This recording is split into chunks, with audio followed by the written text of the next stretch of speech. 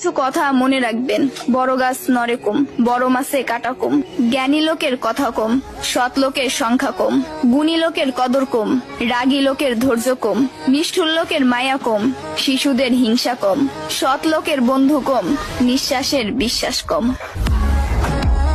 টাকার গরম, ক্ষমতার দাপট, সম্পত্তির অহংকার, রূপের বড়াই, এগুলা রাখবে কই? আমার জানা মতে কাফনের তো কোনো পকেট হয় না।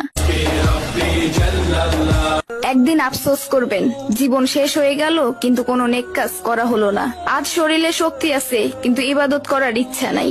এমন একদিন আসবে সামনে, ইবাদত করার ইচ্ছা হবে কিন্তু শরীরে কোনো শক্তি থাকবে না, একটা সেজদা দেওয়ার ক্ষমতা থাকবে না। এখনো সময় আছে, তওবা করে ফিরে আসুন।